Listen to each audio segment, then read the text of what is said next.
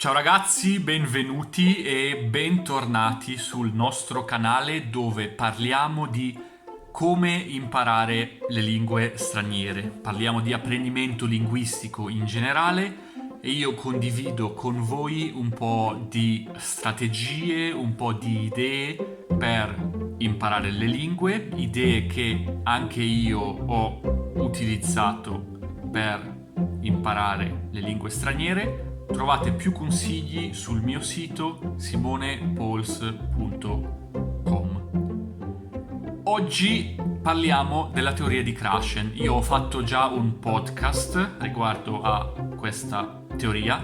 È un podcast della serie di podcast, diciamo, che io ho di italiano per stranieri. In realtà però è un tema abbastanza tecnico, quindi questo podcast, questo episodio sulla teoria di Krashen la consiglio a chiunque, perché anche per un italiano madrelingua va benissimo, secondo me è interessante e spiega un po' bene la teoria e come funziona. Ho deciso anche di fare un video dove vado a riprendere un pochino quella che è la teoria di Krashen. Innanzitutto, chi è Krashen? Krashen è un linguista americano molto seguito, molto apprezzato nella comunità dei poliglotti, ma non solo. E la sua teoria dell'input comprensibile è divisa in 5 ipotesi fondamentali. Quindi noi ora andremo a vedere una a una tutte le ipotesi di Krashen. Alla fine di questo episodio avrai quindi in mente un'idea di come funziona l'apprendimento linguistico secondo la teoria di Krashen, che a mio avviso, a mio modesto parere, è molto rivoluzionaria perché cambia completamente la prospettiva e il modo in cui affrontiamo l'apprendimento delle lingue straniere.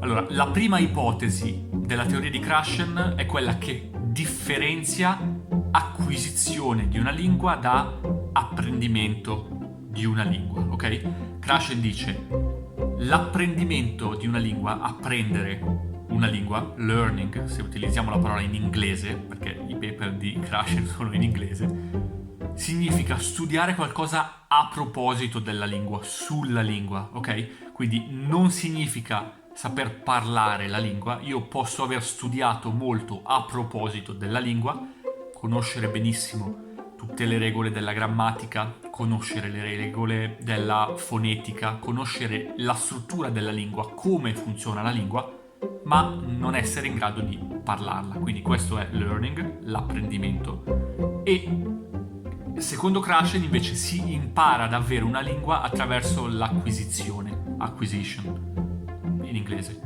Quindi l'acquisizione di una lingua è quello che avviene ad esempio per i bambini, no? Quindi l'assimilazione quasi in maniera naturale nella lingua in un ambiente naturale. Quindi essendo immersi nella lingua, la lingua viene assimilata, viene interiorizzata, ok? Però questo funziona soltanto se l'input è comprensibile. Vediamo tra pochissimo anche la definizione di input comprensibile, che è la terza ipotesi di Krashen. Prima però vediamo la seconda, che è quella dell'ordine naturale. Che cosa vuol dire l'ordine naturale? Quando parliamo di apprendimento linguistico, Krashen dice: per ogni lingua esiste un ordine naturale di apprendimento delle strutture grammaticali della lingua. Quindi ci sono alcune strutture che vengono apprese prima e alcune strutture che vengono apprese in un secondo momento. Ci vuole più tempo per apprendere determinate strutture. E questo possiamo vederlo ad esempio nei bambini.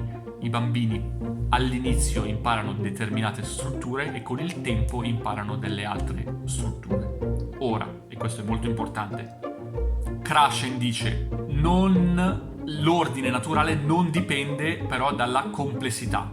Quindi ci sono magari strutture più complesse che però vengono acquisite prima di altre strutture. Quindi l'ordine naturale di acquisizione di queste strutture non è legato alla complessità delle strutture stesse.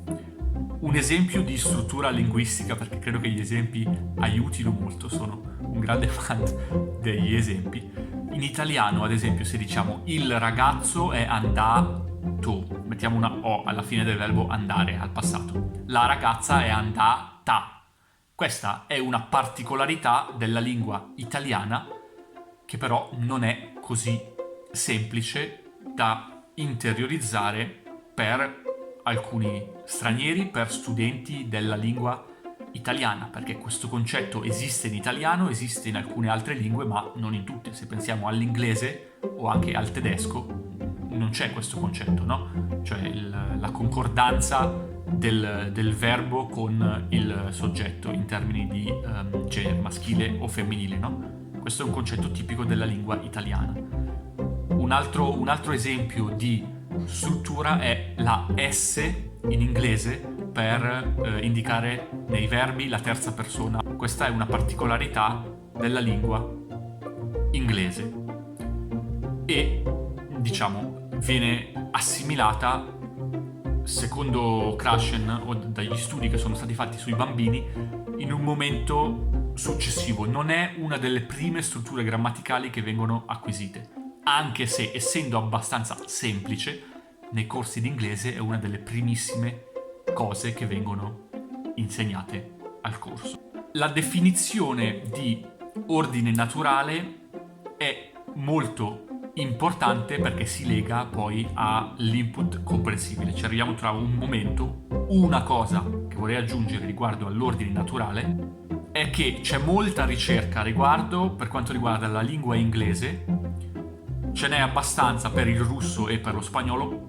Purtroppo non c'è, l'ho già detto anche nel podcast, non c'è così tanta ricerca, non ho trovato praticamente nulla per quanto riguarda la lingua italiana.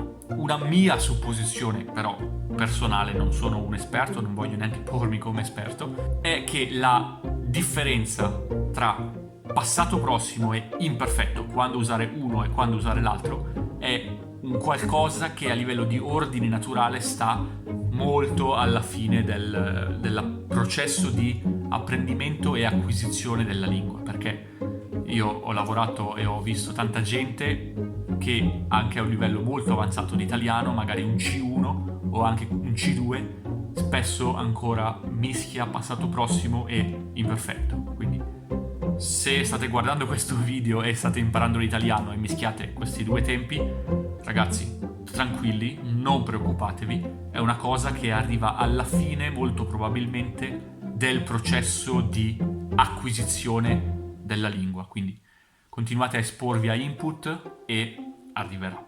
L'input, e qui è, diciamo, andiamo veramente a quello che è il nucleo, il cuore della teoria di Krashen, l'input comprensibile. Che cosa significa input comprensibile? Krashen definisce input come comprensibile se si tratta di un input, ovvero un contenuto audio, video o anche scritto, quindi se leggo un libro, è definito comprensibile se si trova ad un livello tale per cui è un po' più difficile di quello che è il tuo livello attuale di conoscenza della lingua.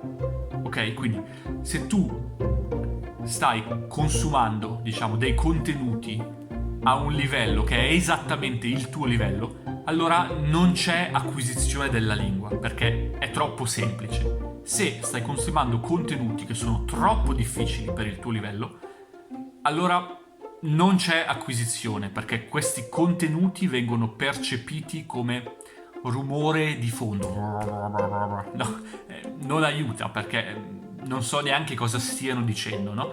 Quando ho iniziato a studiare russo, ogni tanto accendevo la radio, ma non capivo nulla, quindi non mi stava aiutando a interiorizzare la lingua, ok? Io facevo l'esercizio in realtà di cercare di riconoscere all'interno di quello che sentivo alcune piccole parole che già conoscevo e mi aiutava dal punto di vista motivazionale per dire ah sì, ho iniziato da, non lo so, 3 settimane a studiare russo e già riconosco qualche parola, no? Però l'obiettivo nel mio caso era riconoscere le parole che già avevo studiato, non era esattamente assimilare la lingua, sono 2 cose diverse. Ho parlato un po' dell'uso della radio e dei mass media nel video sul metodo RTG, magari ti lascio un link, puoi andare a dare un occhio a questo video.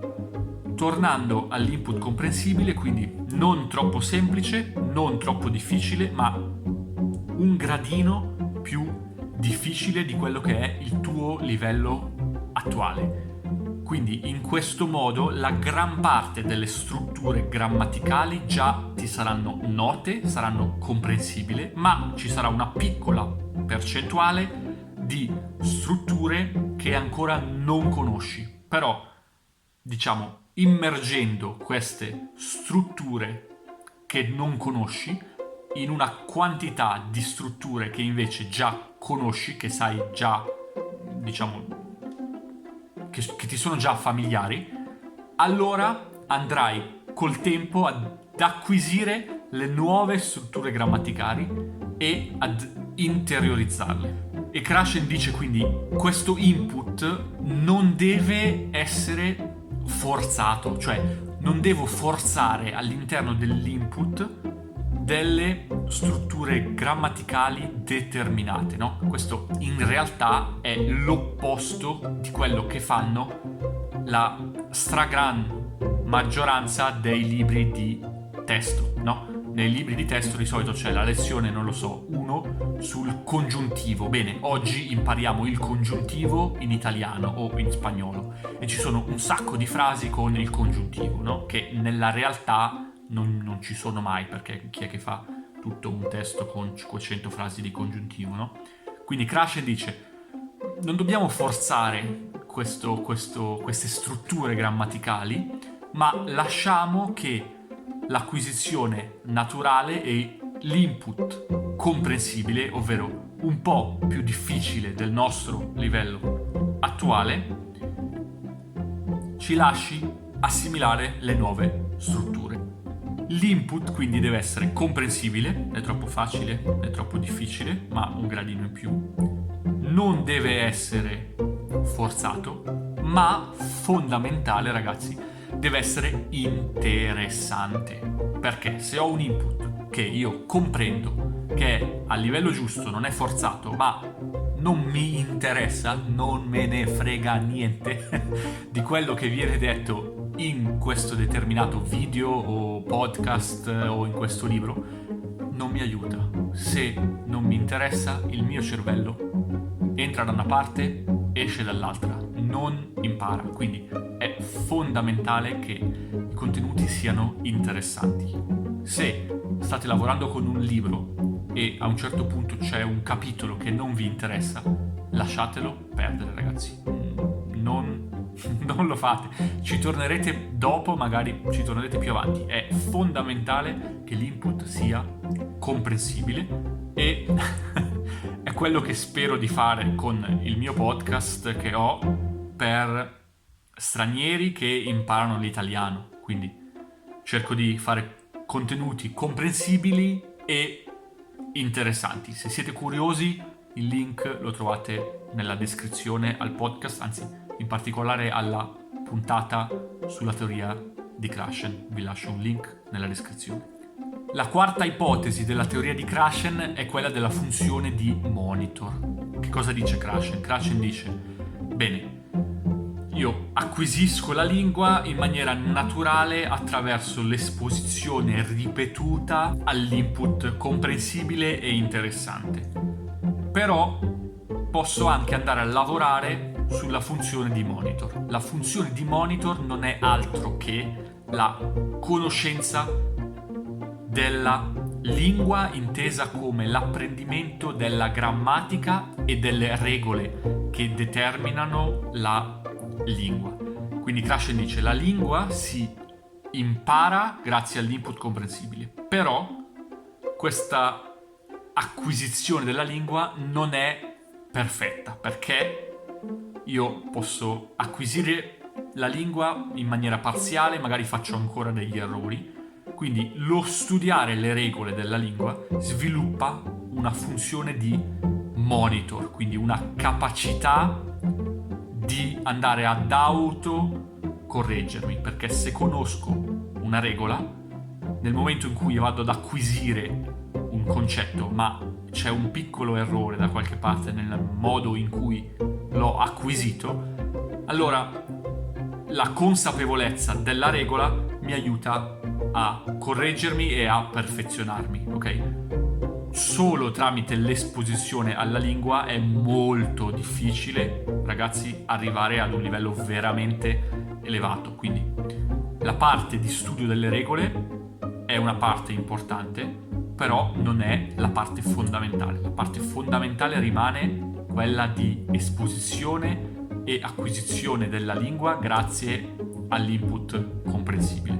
Ora, per quanto riguarda la funzione di monitor, Krashen dice attenzione, perché ci sono 3 tipi di utenti della funzione di monitor. C'è l'utente ottimale, che è in grado di usare la funzione di monitor, sa quando usarla per autocorreggersi e quando è meglio lasciar perdere. C'è l'utente che tende a usarla troppo. Se io uso troppo la funzione di monitor, quindi penso costantemente alle regole della lingua, allora è molto difficile riuscire a parlare, perché continuo a bloccarmi, perché non riesco a parlare, perché sto costantemente pensando queste regole sono giuste, sono sbagliate, non lo so, eccetera. Quindi è fondamentale riuscire ad usare la funzione di monitor, ma non troppo. Al contrario, ci sono quelle persone che utilizzano poco la funzione di monitor e che quindi, nonostante magari conoscano un pochino le regole della lingua, si affidano principalmente all'acquisizione della lingua, non autocorreggendosi abbastanza, quindi non sfruttano appieno le potenzialità della funzione di monitor. Io personalmente, diciamo, se devo ricondurre il mio modo di imparare le lingue a questo framework della funzione di monitor, cerco ovviamente di essere un utente ottimale, ogni tanto faccio forse un po' troppo affidamento all'acquisizione, quindi al modo in cui sento la lingua, magari, non lo so, io vivo in Austria, quindi ad esempio come parlano i colleghi, quindi mi affido molto all'orecchio, quindi probabilmente ogni tanto faccio un po' fatica a cercare di dire ok, no Simone, devi usare un pochino di più le regole, studia un pochino di più le regole, ok? Questo è il mio caso personale. Mi interesserebbe sapere voi ragazzi, tu che ci ascolti, qual è nel tuo caso, dove ti trovi? Usi troppo le regole? Ti affidi soltanto a quello che ascolti, usi poco le regole, o riesci a usarle bene? Fammi sapere magari nei commenti, perché mi interessa, è una cosa molto interessante confrontarci e scambiarci un pochino le idee. Krashen aggiunge anche: la funzione di monitor è molto difficile da utilizzare mentre parliamo, perché manca il tempo. Per usare bene la funzione di monitor bisogna focalizzarsi sulla forma, ma mentre parlo io non mi focalizzo di solito sulla forma, ma sul messaggio, no? È più facile sviluppare, allenare la funzione di monitor scrivendo. Ecco perché l'attività dello scrivere è sempre molto importante, perché quando scrivo ho più tempo per pensare, applicare le regole e autocorreggermi. Un'alternativa potrebbe essere parlare molto piano. Parlando molto piano, ovviamente ho più tempo per pensare e quindi per applicare le regole. La quinta ipotesi della teoria di Krashen è invece legata al filtro affettivo. Krashen dice c'è un filtro affettivo che ci impedisce di imparare, o meglio di assimilare le lingue tramite l'input comprensibile, e questo filtro è legato a 3 variabili: l'ansia, la fiducia in se stessi e la motivazione.